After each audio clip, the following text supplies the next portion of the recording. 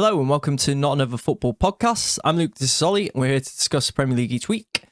Let's dive right into what happened yesterday, Ollie. Liverpool beating Bournemouth 2-0. A tricky away game. Obviously, Bournemouth, I think they were unbeaten in 12 in the Premier League. Their best streak currently ever in the top flight, which isn't that surprising. Very good streak, but yeah, we managed to come away with the win. I'm not sure how much you've seen of it, because obviously it was 3 o'clock game, so you wouldn't have got to watch it.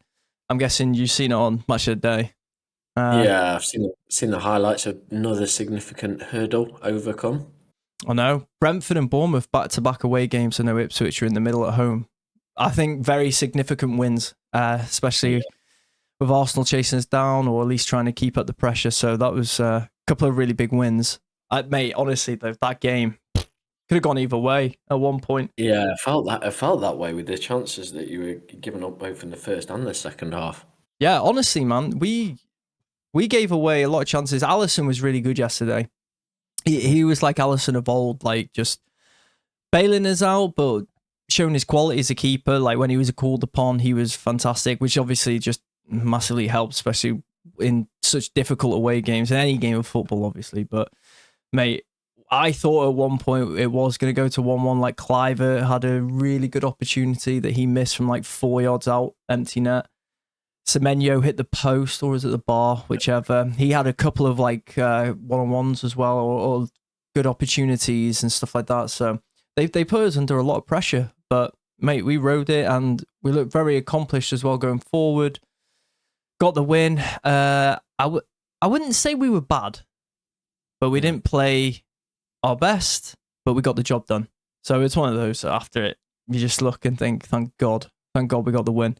I think Gravenberch was very good. Obviously, Salah takes the plaudits for the 2 goals. Yeah. But I actually thought Kirkes played really well against him. Yeah, I mean, Kirkes is some player, isn't he? Yeah, he's the one we're linked with as well this season. Yeah. Well, the end of the season now, I should say. But yeah, he had a good game. I thought he did really well against Salah. But again, it doesn't matter even if you are playing well. Salah, especially this season, lethal. I mean, he's been lethal last few seasons, obviously, but just when we needed him as well, that second goal. But the biggest controversy of the game, penalty. I think it was a penalty. You think it was? I'm surprised. Yeah, no, I thought it was a penalty. I thought it was soft, but but they get given. Like a lot of people were talking about conspiracy and all this garbage, of course. But when you see the other angle, he does get his leg clipped. And I know Cook's not trying to play the ball. He's not put his foot out or anything like that. It's more of a coming together. So that's why it's soft.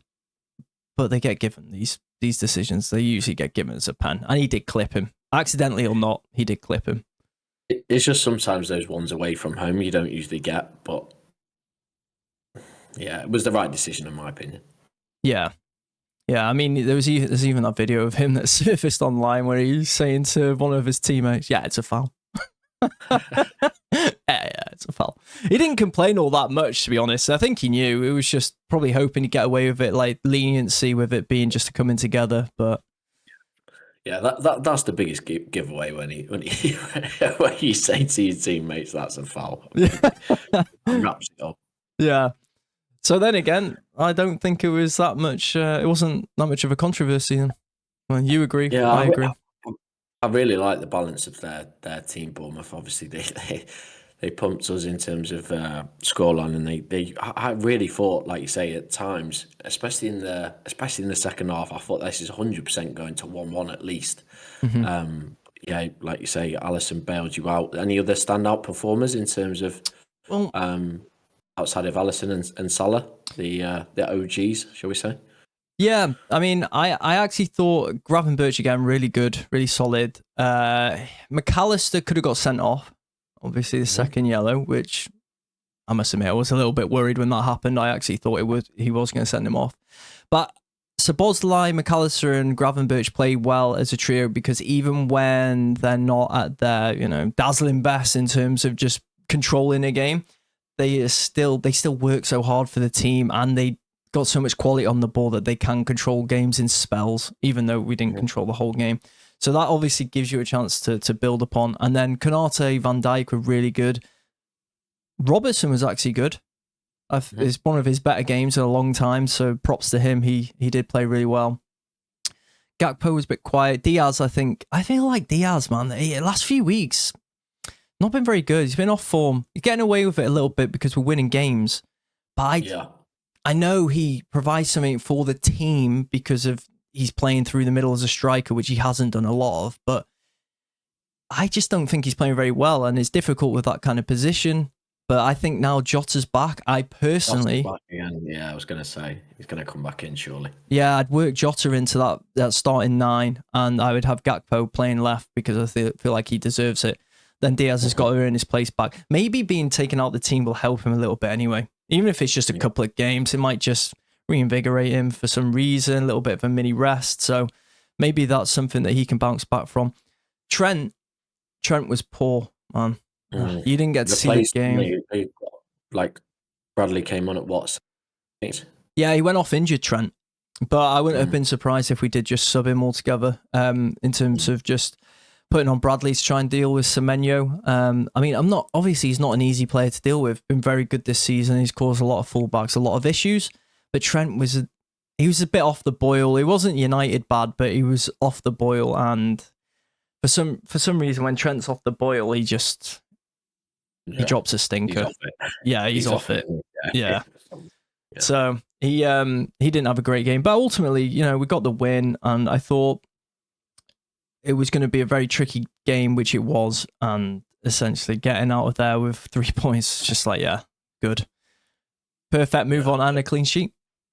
Yeah, it feels like if you get out of February, particularly, I know you've got the derby, and then you've obviously got Manchester City in the middle of that. Yeah. Well, no, not in the middle, but towards the end of that, it feels like if you escape that February period unscathed in terms of picking up full points, it's got to be there for the taking. I know Arsenal are coming up strong, but yeah, what are your thoughts in terms of them being obviously they're the biggest threat now by far. Well, the only threat really, albeit Forest did win 7-0 to be fair. Yeah, fair play. But you would imagine Arsenal being the biggest threat, just segueing into them. What did you think of the game, and how likely do you feel they are to press you guys really close?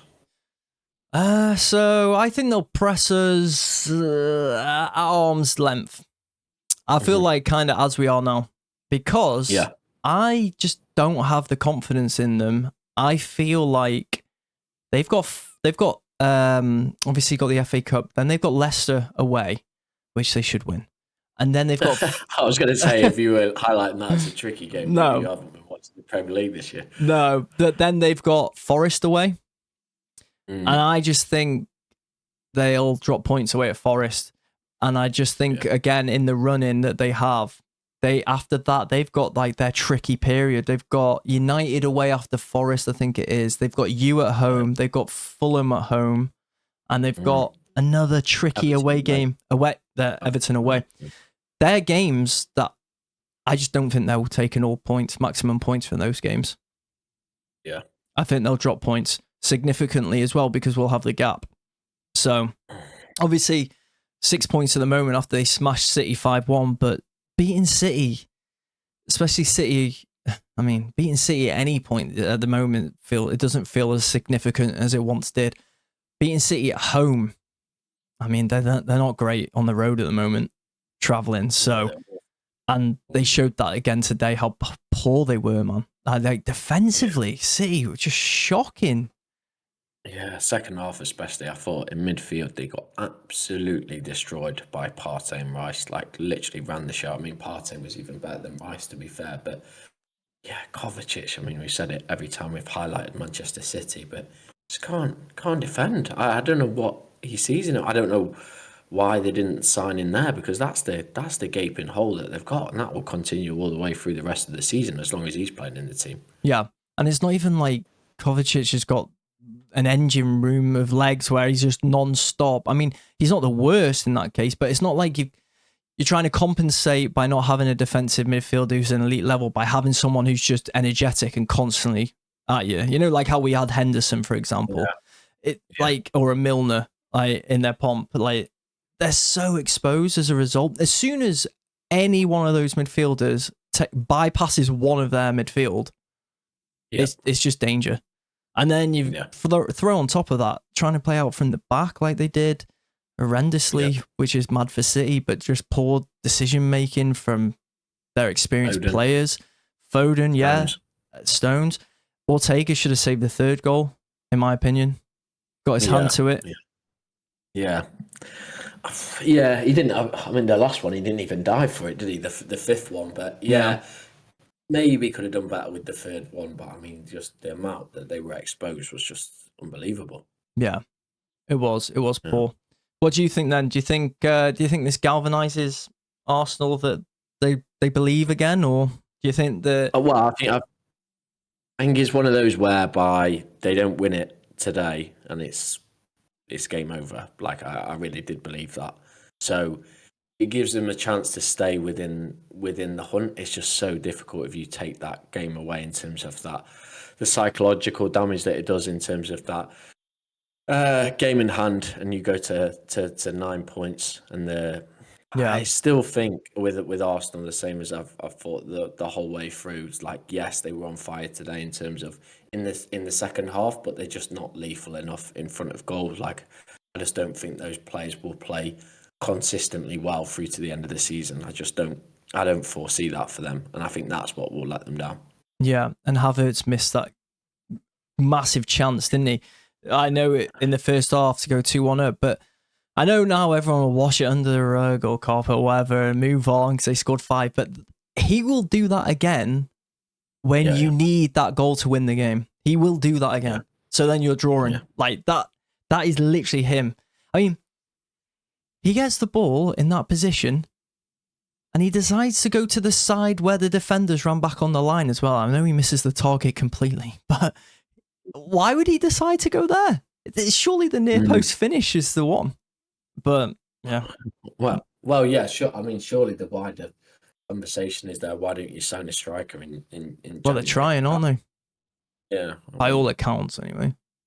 Watkins, it's not going to go there now, especially. But if Javane's available, then surely you would go for him. Well, he's gone now, isn't he? I know he's gone now, but I mean that. When it was an option, one of them is available. Yeah.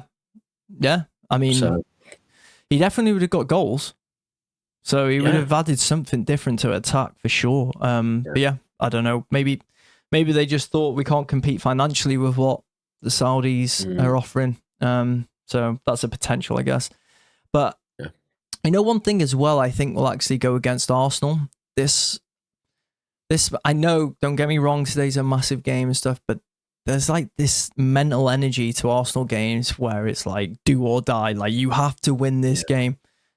Like it was the 51st minute. Gabriel makes a block and it goes out for a corner or a throw, and he gets up and he's like celebrating as if like he just won the World Cup or whatever at 1-0. You're like, mate, you got a lot of games to go. It's just all that energy, because as much as that brings you up, it also, there's a massive dump of that energy when things go against you. That's when everything gets taken away from you. Yeah, you can speak to that the most with Klopp, right? Because Arteta is probably in the most similar vein to that. And to be fair, the Emirates is probably similar to that in terms of atmosphere at the moment. Anyway, as much as it pains me to say it as a Chelsea fan, but yeah, I mean they do, like you say, perfectly. Like they're playing every time. They're playing right on the edge, especially in those big home games. So yeah, I just don't foresee them having the firepower up front to keep it consistent. But I suppose they've kept themselves in it. A loss today, and I don't think there's any coming back from 12 points if you win that game in hand. Like that little games to go. I don't see that at all. I think it's also worse for them in the sense of like they can't draw anymore. Yeah. Because even though it doesn't mathematically kill them in the title race, a draw to them and their fans will feel like a loss. Yeah. And we've been lucky this season that when we've drawn, they seem to draw as well for some reason. Yeah. But it will come a time when they'll draw when we win. So then it's going to be like, oh, it's done. Like it's over. Yeah. And they need to be careful, because I feel like the the psychological damage that could happen from that, because they still have the outside chance. They could end up getting dragged into a top 4 race if they're not careful. I feel like that's how much on edge they are. They're either on edge where they're going to somehow keep it within 6 points pushing towards the end of the season, or there'll be this massive dump and drop off of this energy where it's like, oh, everything becomes negative, because then fans, not all, some will start questioning Arteta, some will start questioning like you're not winning trophies, and then all this starts like building up, and all of a sudden you get a couple of negative results. If teams behind them win, they could easily get drawn into that. I mean, I still think they've finished comfortably top 4, but I'm just saying like how quickly the mindset can switch. Yeah.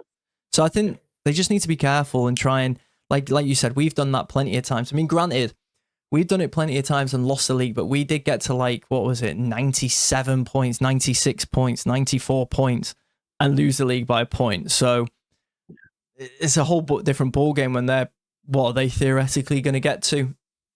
Mid-80s? Mid-80s if they went on a run, late 80s? Yeah. Which you can't see it. Yeah. Love to see them crumble towards the back end of this season and at the start of next. I'm sick of them being towards the top of the league. Albeit, I think Arteta comes under a lot of pressure if they fall away in a big way towards the end of this season, and then they struggle towards the start of the next. Like, I think he really comes under a lot of pressure. And so much pressure that he might even, kind of walk away from it. I think he's that type of manager. Yeah. Might do that. I think he would be. Do you think, ultimately, right, say if Arteta didn't win the league this season, and let's just say, for hypothetical reasons, he doesn't win a cup either, do you think Arsenal should ask more questions of him, potentially move on, or do you think that they would say, look, next season is pretty much, you've got to deliver something? When does that pressure ultimately fall onto Arteta? I mean, I think it's difficult to know, right? Unless if he gets backed in the summer and they spend big money on a striker, then I think he comes under a lot of scrutiny a lot more quickly. However, if they don't back him again, as they have, it doesn't look like they're going to do in January, or he's decided that he doesn't want a striker, then I think he gets a bit longer. I think he probably gets the whole of next season to see whether he wins a trophy or not. However, I think if he goes big on a striker and they're nowhere near it come Christmas, there's a low chance of that happening, especially if they sign a striker, then I think he probably walks away from it, or they pull the trigger. Yeah. I mean, what's it been? What would that be? 7 years? Yeah, FA Cup trophy. An incredible amount of time, really. I mean, he's done an incredible work to turn that around, and it isn't a simple 2-year turnaround project that he had there, that's for sure. But yeah, 6-7 years with one FA Cup is just not enough. No, I agree. I don't think it is. I think he's done a good job as well in terms of the turnaround he's done for the club, like you just highlighted. But then the questions will just come: is he the manager to take us over the line? Is he the manager? Yeah. Is he taking us as far as we can? We need to bring someone else in. Those are the sort of questions you'll get until you ultimately win a cup. I mean, Klopp had he came into Liverpool, obviously, and we lost the Europa League and Carabao Cup final. We then lost Champions League final. And I don't know if you remember, there was like weird graphic, like Klopp had lost like 8 finals in a row or something like that. Yes, I remember. And most of our sane fan base didn't question him because this is still like two years in. But some people are just like, oh, he's not the guy to get us over the line. We need someone, you know what fans are like. But I mean, if that is happening, or that happened with that time frame with Klopp, it definitely would happen with Arteta and Arsenal after like the 7-year period. Even though I do think he's ultimately done a good job. Yeah, I do think they're top 3, top 4 favourites though to win the Champions League, with the exception of you guys in Real Madrid. I don't see a better team on their day than Arsenal. Like, they've got a great chance of winning the Champions League. Like, I would see them, in that top 4 upper echelon. But then again, I backed them to win the Champions League last year and they didn't do it. But I do think they'll go far in the competition, and maybe that saves them to get to a final. Buys him some more time. 100% it would. Well, they have got the cup competition thing with being very solid defensively, especially on their day. Like they can be very structured, so they could go away, get a performance, and they could beat people at the Emirates for sure. So they've definitely got the cup side element where they could go on it, but they've got that, bogey hanging over them with winning a Champions League, European Cup, or whatever it used to be called. They just haven't really delivered in that sense. So that can also play its part. It's the history of the Arsenal instead of the Spurs or Tottenham. Remember that, Chiellini? It's the history of the Tottenham. How right he was. Yeah, how right he was. They got out of it. They slump is over for them. I know, yeah. What a win. What a win, up to 14th. Yeah. Catching United up. I know. Who also lost again. Jeez, man. What a mess. Fantastic.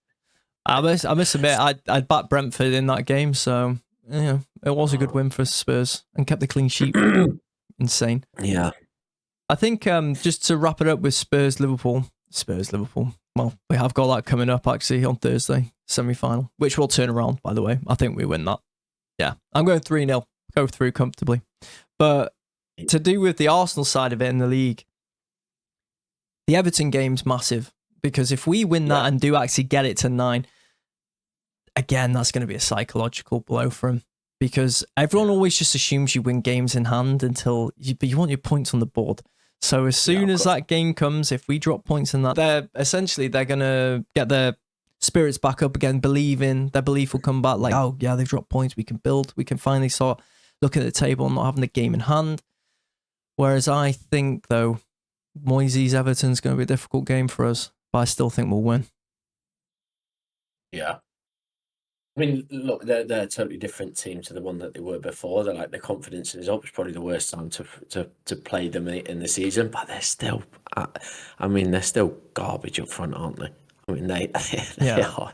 I know they've scored a few more goals. They've scored 2 yesterday, yeah, but they're not the best, are they? Let's be honest. No. He's done well to, if he goes in there and keeps them up, he's done a bloody good job, in my opinion, again. Yeah, well, to be honest, I think they're safe. As soon as they appointed him, I thought they're safe. It helps as well that the teams below him aren't great, obviously, because they're at the bottom of the table, but they're just not putting real pressure on.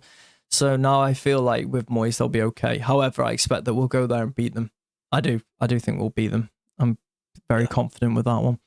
But you sound a confident man throughout this whole episode, Luke, to be honest. Well, we beat Bournemouth and Bournemouth away, Brentford away. 2 tricky games on paper. I said if we won both of those, I'd be confident. So I am. Yeah. Fair play. Yeah, 45% chance we win the league. But let's move on to you guys. Chelsea obviously playing West Ham tomorrow. West Ham at home. Yeah. Feeling confident. Little preview. Insert drum roll, please. Chelsea head coach Enzo Maresca says he's yet to decide whether Robert Sanchez starts in net. Would you start him? That is positive movement on, he's my goalkeeper, he will be my goalkeeper, etc., etc. So, look, it all depends on that decision. I think that will be a big point. I mean, look, it's still massively worrying in terms of the midfield balance, because Lavia still not fit, so it means that we can't get all 3 of them in the team, and ever since we've not had that, we've still struggled, as we said last week and in many weeks before that. And it's the return of Potter, isn't it? It is. He's back to spoil the show. And if I look at his previous records at other teams, and Chelsea especially, it took 2 or 3 games to get into the rhythm, but then put together good runs. He's done that wherever he's been as a manager. So, yeah, I am a little bit worried about that game, to say the least. And it's one where it's a February for Chelsea where the opportunities are there, but I mean, we said this before Christmas, by which we need to put a run together of games. It's possible, but on the evidence that I've seen over the past sort of 6 to 7 weeks, it's not been there. And I think there's got to be some tactical changes to bring a better balance there for sure. I'm very, very worried, but I think it gives everybody a boost inside the ground if Jorgensen starts on tomorrow night. Do you think he starts Jorgensen? I mean, flip-flopping now a bit, like you said, so I feel like he will. He hasn't got a choice. He hasn't got a choice. Like, he has to put him in. He has to. You're going to lose your head if you see that lineup. Oh, I'm gonna lose. Yeah, I'm gonna get it on the Chelsea app with his face on it. Sanchez's face on the lineup. No, I mean, look, even if you rate him and you think he's going to be your keeper for the rest of the season, it's just a good sense check to just take him out. Take him out. Give him some weeks off. Give somebody else, the opportunity. Take the pressure off him. Essentially bring him back in for some of the cup games. That to me seems like a sensible decision, and you can't keep, making those mistakes at that level, as we discussed at length last week. So yeah, really interesting to see what he does. I think Bowen might be back for them. I think he's had a month out with a foot injury, obviously one of their best players. So a little bit worried about that, but it really has to be the turnaround game for us. We win that, we go straight back in the top four. As we discussed before, you've got all of those plethora of teams that are going to take points off each other now. Like, this is our opportunity to get back in there, especially with City dropping points and Newcastle throwing away a 1-0 lead at home against Fulham. You thought they were definitely going to win that game. Their run's been terrible of late. What was it 2 or 3 without a win after that amazing 9-win streak or something they were on? Crazy. Yep. Not opening a door for you guys, but at least your bad run has coincided with you still being very much within that top 4. Yeah. Like, it could have been a lot worse. So in that sense, take that positive, and hopefully for your sake, you can go on a run, but you need to also break that streak, don't you? Actually put the run together, which can be the hardest thing. Do you think you'll beat them, West Ham, at home? I honestly don't know. I feel like if Jorgensen plays, we've got a good chance, but I honestly don't know. I couldn't say to you right now. Like, we've been in such a poor run of form, and we've played so badly in those games. It's not like we've been playing well and dominating and throwing things away stupidly. Like, we've been progressively getting worse and worse each week in those defeats as well. So I'm not in a position to say, we'll definitely win that game. And the return of an ex-manager is never good. The Potter. He should, for a laugh, turn up in his suit again and his haircut. The roll neck. Yeah. I mean, he's already back in the trackie at West Ham. Suits him better, I think. Oh, it definitely does. Yeah, he's true to himself.